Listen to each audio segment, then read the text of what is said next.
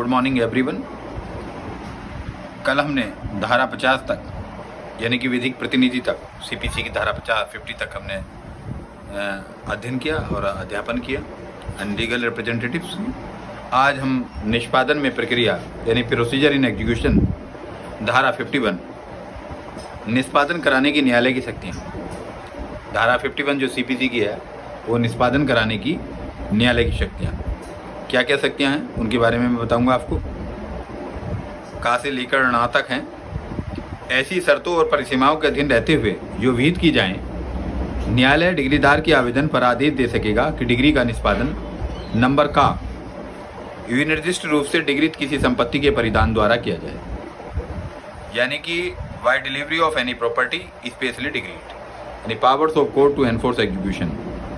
इसका a postulate सी है, यानी कि का, हिंदी में का, अंग्रेजी में ए पोस्टुलेट्स।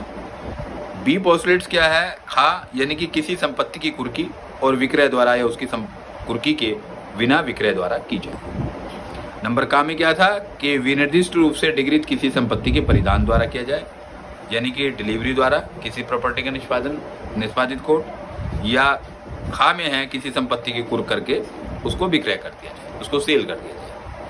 गा में है जहां धारा 58 के अधीन गिरफ्तारी और निरोध अनुज्ञा है, वहां गिरफ्तारी और ऐसी अवधि के लिए जो इस धारा में निर्दिष्ट अवधि से अधिक न हो कारागार में निरोध किया जाएगा। ठीक।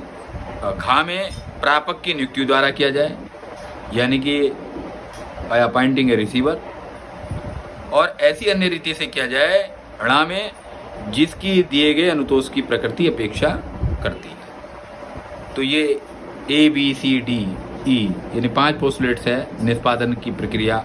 कोर्ट जो है किस तरह से निष्पादन करेगा। धारा 51 में आपको powers of court to enforce execution सबसे पहले है किसी संपत्ति का परिधान करके, यानी कि डिलीवर करके संपत्ति को, दूसरी का संपत्ति की कुर्की करके और फिर उसको विक्रय कर दे। तीसरा गिरफ्तारी और ऐसी अवधि के लिए जो इस धारा में विधित अवधि से अधिक न हो कारागार में निरोध द्वारा। और घा में प्रापक नियुक्त करने के लिए, यानी कि रिसीवर अपॉइंट कर सकती है, और किसी ऐसी अन्य रीति से किया जाए जिसके द्वारा दिए गए अनुतोष की प्रकृति अपेक्षा करे, यानी कि in such other manner as the nature of the relief granted may require. तो powers of court to enforce the execution धारा 51 में है। तो धारा 51 में जो है ये पावर्स टू एनक्रोच द ये। अब धारा 50 इसकी एक्सप्लेनेशन इसकी में देखेंगे। धारा 52 विधिक प्रतिनिधि के विरुद्ध डिग्री का प्रवर्तन। मैंने कहा था कि यदि कोई प्रतिवादी मान लो डिफेंडेंट मर जाता है तो उसका विधिक प्रतिनिधि अपॉइंट करते हैं धारा 50 में। तो विधिक प्रतिनिधि के विरुद्ध डिग्री का प्रवर्तन कैसे होगा? जहां किसी मृत व्यक्ति के विधिक प्रतिनिधि के रूप में किसी पक्षकार के विरुद्ध कोई डिग्री पारित की गई है और डिग्री मृतक की संपत्ति में से धन संतत किए जाने के लिए, और वहां वह ऐसी किसी भी संपत्ति की कुर्की और विक्रय द्वारा निष्पादित की जा सकेगी। नंबर 2, जहां निर्णित ऋणी के कब्जे में ऐसी कोई संपत्ति बाकी न बची हो और वह न्यायालय का यह समाधान करने में असफल रहता है कि उसके मृतक की उस संपत्ति का सम्यक रूप से उपयोजन कर दिया है जिसका उसके कब्जे में आना साबित कर दिया गया है, वहां डिग्री निर्णित ऋणी के विरुद्ध उस संपत्ति के परिमाण तक जिसके संबंध में वह न्यायालय का समाधान करने में असफल रहा है उसी रीति से निष्पादित की जा सकेगी मानो वह डिग्री व्यक्तिगत रूप से उसके विरुद्ध पारित की गई थी। यानी कि विधिक प्रतिनिधि के विरुद्ध भाई जितने की संपत्ति उसकी थी उसने कह दिया कि भाई इतने की निर्णित ऋणी की जो है इतनी संपत्ति थी, इतना जो है डिग्री का प्रवर्तन यहाँ तक हो सकता है, सिद्ध कर दिया तो ठीक है। अगर जो वो सिद्ध नहीं कर पाता, किसी वजह से सफल रहता, तो फिर उस पर उसी तरह से इम्पोज होगी इसका एग्जीक्यूशन, उसी तरह से इम्पोज होगा जैसे उसके विरुद्ध ही पारित की गई है। तो ये भी बहुत जरूरी है विधिक प्रतिनिधि के लिए प्रैक्टिकली। तो धारा 52 में जो है विधिक प्रतिनिधि के विरुद्ध डिग्री का प्रवर्तन, यानी enforcement of degree against the legal representatives. अब धारा 53 आती है पैतृक संपत्ति का दायित्व, लायबिलिटी ऑफ एंसेस्ट्रल प्रॉपर्टी। पुत्र या अन्य वंशज के हाथ में की ऐसी संपत्ति के बारे में जो मृत पूर्वज के ऐसे ऋण के चुकाने के लिए हिंदू विधि के अधीन दायी है, जिसके लिए डिग्री पारित की जा चुकी है, धारा 50 और धारा 52 के प्रयोजनों के लिए यह समझा जाएगा कि वह मृतक की ऐसी संपत्ति है जो उसके विधिक प्रतिनिधि के रूप में पुत्र या अन्य वंशज के हाथ में आई है। यानी कि जो हिंदू विधि के अनुसार उसके जो वंशज हैं वो उनका दायित्व होगा। निर्णित ऋणी के जो वंशज हैं, जैसा पुत्र है तो उसका दायित्व। तो धारा 53 में लायबिलिटी ऑफ एंसेस्ट्रल प्रॉपर्टी। तो for the purpose of the section of 50 and 52 property in the hands of a son और other descendant which is liable under the Hindu law for the payment of the debt of a deceased ancestor in respect of which a decree has been passed and shall be deemed to be property of the deceased and which has come to the hands of the son or other descendant as his legal representative। धारा 54 आती है संपदा का विभाजन या अंश का पृथक्करण, यानी कि पार्टीशन ऑफ स्टेट और सेपरेशन ऑफ शेयर।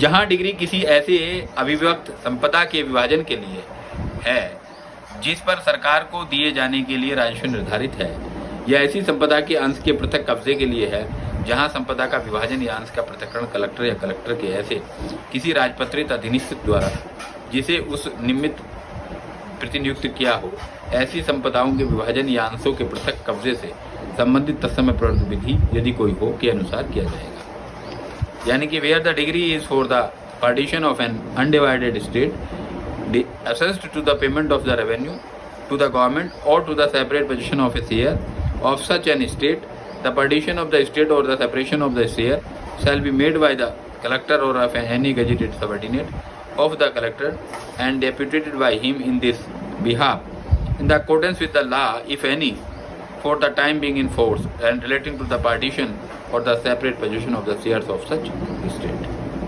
तो ये धारा 54 संपदा का विभाजन या अंश का पृथक्करण मैंने बताया। अब आता है गिरफ्तारी और निरोध। धारा 55 में गिरफ्तारी और निरोध से संबंधित है, यानी अरेस्ट एंड डिटेंशन से। निर्णित ऋणी डिग्री के निष्पादन में किसी भी समय और किसी भी दिन गिरफ्तार किया जा सकेगा और यथासाध्य शीघ्रता से न्यायालय के समक्ष लाया जाएगा, और वह उस जिले के सिविल कारागार में जिसमें निरोध का आदेश देने वाला न्यायालय स्थित है, या जहां ऐसे सिविल कारागार में उपयुक्त वास सुविधा नहीं है, वहां ऐसे किसी अन्य स्थान में जिसे राज्य सरकार ने ऐसे व्यक्तियों के निरोध के लिए नियुक्त किया हो, जिसके निरुद्ध किए जाने का आदेश ऐसे जिले के न्यायालय द्वारा निरुद्ध किया जा सकेगा। परंतु प्रथमतः इस धारा के अधीन गिरफ्तारी करने के प्रयोजनों के लिए किसी भी निवास गृह में सूर्यास्त के पश्चात और सूर्योदय के पूर्व प्रवेश नहीं किया जाएगा, यानी कि सूर्यास्त के बाद और सूर्योदय से पूर्व कभी भी जो है उसको नहीं भेजा जाएगा। परंतु द्वितीय निवास गृह का कोई भी बाहरी द्वार तब तक तोड़कर नहीं खोला जाएगा जब तक कि ऐसा निवास गृह निर्णित ऋणी के अधिभोग में नहीं और वह उस तक पहुंच होने देने से मना न करता हो, या पहुंच होने देने या किसी भांति निवारित न करता हो, किंतु जबकि गिरफ्तार करने के लिए प्राधिकृत अधिकारी ने किसी निवास गृह में सम्यक रूप में प्रवेश कर लिया है, तब वह किसी ऐसे कमरे को द्वार तोड़ सकेगा जिसके बारे में यह विश्वास करने का कारण है कि उसमें निर्णित ऋणी है। परंतु तृतीय, यदि कमरा किसी ऐसी स्त्री के वास्तविक अभिभोग में है जो निर्णित ऋणी नहीं है और जो देश की रूढ़ियों के अनुसार लोगों के सामने नहीं आती है, तो गिरफ्तारी करने के लिए प्राधिकृत अधिकारी उसे यह सूचना देगा कि वह वहां से हट जाने के लिए स्वतंत्र है और उसे हट जाने के लिए युक्त समय अनुज्ञात करने और हट जाने के लिए उसे युक्त सुविधा देने के पश्चात वह गिरफ्तारी करने के प्रयोजन से कमरे में प्रवेश कर सकेगा। तो गिरफ्तारी और निरोध धारा। परंतु चतुर्थ, जहां वह डिग्री जिसके निष्पादन में निर्णित ऋणी को गिरफ्तार किया गया है धन के संदाय के लिए डिग्री है और निर्णित ऋणी डिग्री की रकम और गिरफ्तारी का खर्चा उस अधिकारी का संदत कर देता है जिसने उसे गिरफ्तार किया है, तो वहां ऐसा अधिकारी उसे तुरंत छोड़ देगा। यानी कि अगर जो उसने अपना डिग्रीटल अमाउंट जमा कर दिया है तो तुरंत उसको अधिकारी छोड़ देगा जिसने, और उसका खर्चा। नंबर 2, राज्य सरकार राजपत्र में अधिसूचना द्वारा घोषणा कर सकेगी कि कोई भी व्यक्ति या ऐसे व्यक्तियों का वर्ग जिसकी गिरफ्तारी से लोगों को खतरा या असुविधा पैदा हो सकती है, डिग्री के निष्पादन में ऐसी प्रक्रिया से भिन्न प्रक्रिया के अनुसार जो राज्य सरकार इसे निमित्त विहित करे, गिरफ्तारी किए जाने के दायित्व के अधीन नहीं होगा। जहां निर्णित ऋणी धन के संदाय के लिए डिग्री के निष्पादन में गिरफ्तार किया जाता है और न्यायालय के समक्ष लाया जाता है, वहां न्यायालय उसे ऐसे बताएगा कि वह दिवालिया घोषित किए जाने के लिए आवेदन कर सकता है, और यदि उसने आवेदन की विषय वस्तु के संबंध में कोई असद्भावपूर्ण कार्य नहीं किया है और यदि वह तत्समय प्रवृत्त दिवाला विधि के उपबंधों का अनुपालन करता है, तो वह उन्मोचित किया जा सकेगा। दिवालिया हो गया, उन्मोचित कर दिया जाए। जहां निर्णित ऋणी दिवालिया घोषित किए जाने के लिए आवेदन करने का अपने आशय प्रकट करता है और न्यायालय को समाधानप्रद प्रतिभूति इस बात के लिए दे देता है कि वह ऐसे आवेदन 1 मास के भीतर करेगा और वह आवेदन संबंधी या उस डिग्री संबंधी जिसके निष्पादन में वह गिरफ्तार किया गया है था किसी कार्यवाही में बुलाए जाने पर वो संजात होगा, वहाँ न्यायालय उसे गिरफ्तारी से छोड़ सकेगा। और यदि वह ऐसे आवेदन करने और संजात होने में असफल रहता है तो न्यायालय डिग्री के निष्पादन में या प्रतिभूति आप करने का या उस व्यक्ति के सिविल कारागार को सुपुर्द करने का निर्देश दे सकेगा। तो धारा 55 मैंने आपको बताई कि गिरफ्तारी और निरोध के संबंध में है, अरेस्ट एंड डिटेंशन के संबंध में है। तो ये मैंने जो है आपको धारा 55 जो है समाप्त कर दी। धारा 56 में क्या है? धन की डिग्री के निष्पादन में स्त्रियों की गिरफ्तारी या निरोध का निषेध है। देखिएगा, इस धारा में किसी भाग के होते हुए भी न्यायालय धन के संदाय की डिग्री के निष्पादन में स्त्री को गिरफ्तार करने और सिविल कारागार में नियुक्त करने के लिए आदेश नहीं देगा। यदि किसी लेडी ने उधार ले लिया है तो न्यायालय उसको गिरफ्तार करने के लिए आदेश नहीं देगा। The subordinate section 56 prohibition of arrest or detention of women in execution of a degree for the bani, and notwithstanding anything in this part, the court shall not order the arrest of detention in the civil prison of a woman in execution of a degree of the payment of money। तो धारा 56 में साफ साफ कह रखा है कि भैया यदि कोई मालूम मनी डिग्री है और उसमें वो उस महिला को जो है गिरफ्तार करके सिविल कारागार में नहीं। अब आता है जीवन निर्वाह भत्ता, सब्सिस्टेंस अलाउंसेस, जीवन निर्वाह भत्ता।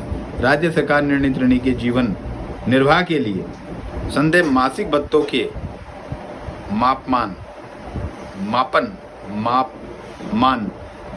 उसकी पंक्ति, मूल वंश और राष्ट्रीय तख्त के अनुसार श्रेणीबद्ध करके नियत कर सकेगी। जीवन निर्वाह भत्ता, द स्टेट गवर्नमेंट में fix scales graduated according to the rank, race and nationality of monthly allowances payable for the sustenance of judgment debtors। यानी कि जीवन निर्वाह भत्ता, उसके जीवन निर्वाह भत्ता किसका? राज्य सरकार निर्णीत श्रेणियों के जीवन निर्वाह के संदेह मासिक भत्तों के मापमान, उनकी शक्ति और मूल वंश राष्ट्रीयता के अनुसार श्रेणीबद्ध करके नियत कर देंगे।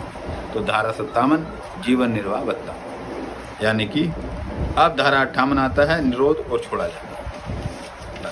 तो आज धारा 57 तक हम लेते हैं। नेक्स्ट तो इससे जो है थोड़ा ये क्रमबद्धता बनी रहे, इसलिए CPC इस बुक को फॉलो कर रहे हैं। Thank you.